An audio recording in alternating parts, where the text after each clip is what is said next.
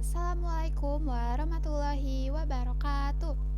Halo semuanya, perkenalkan nama saya Marsha Arumi Putri dari kelas 10 AKL 1. Kali ini saya akan menceritakan bagaimana sih perjalanan seorang tokoh besar di Indonesia dalam dunia pendidikan.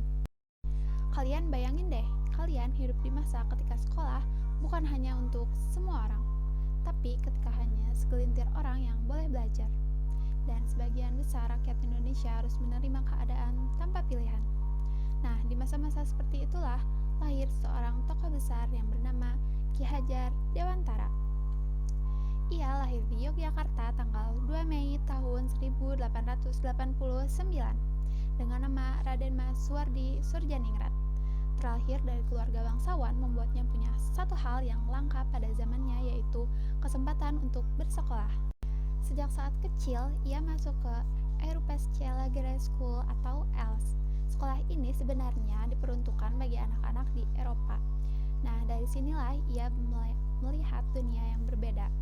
Dunia pendidikan yang teratur, tapi juga penuh batasan.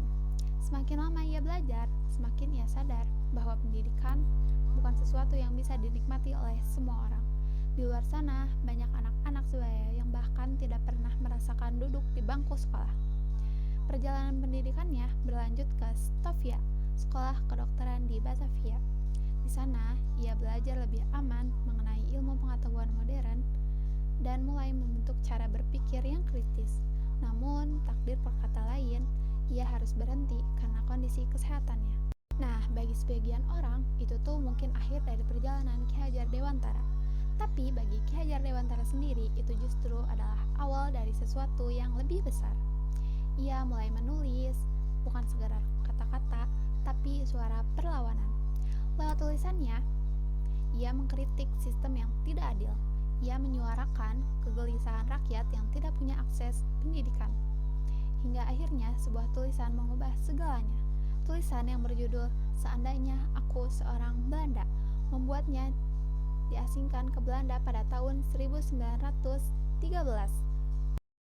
Dibuang jauh dari tanah air, namun semangatnya tidak pernah padam. Di Belanda, ia tidak diam, ia belajar, ia mengamati, dan ia juga memahami bagaimana pendidikan bisa membentuk manusia yang merdeka. Di sana, pemikirannya semakin matang nih. Ia tidak lagi melihat pendidikan hanya sebagai proses belajar, tapi sebagai jalan untuk membebaskan bangsa. Ketika ia kembali ke Indonesia, ia membawa satu tekad besar, mengubah pendidikan untuk semua orang. Nah, pada tahun 1922, ia mendirikan Taman Siswa. Ini bukan hanya sekedar sekolah, tapi ini adalah gerakan. Nah, di Taman Siswa ini semua anak tuh berhak belajar, tidak peduli siapa mereka dan juga tidak peduli dari mana mereka berasal. Nah, di sana pendidikan bukan hanya hafalan semata, tapi tentang kebebasan berpikir, keberanian, dan juga membangun karakter. Dari pemikirannya, lahirlah sebuah semboyan yang terus hidup hingga sekarang. Ingarso sung tulodo ing madyo mangon karso, tuturi handayani.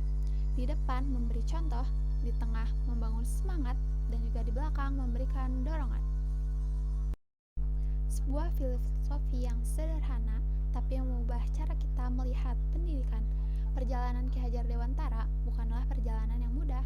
Ia kehilangan kesempatan, sempat diasingkan, dan juga menghadapi ketidakadilan. Namun dari semua itu, ia membangun sesuatu yang jauh lebih besar. Sebuah sistem pendidikan, sebuah harapan, dan juga sebuah masa depan. Nah, kini Ki Hajar Dewantara dikenal sebagai Bapak Pendidikan Nasional.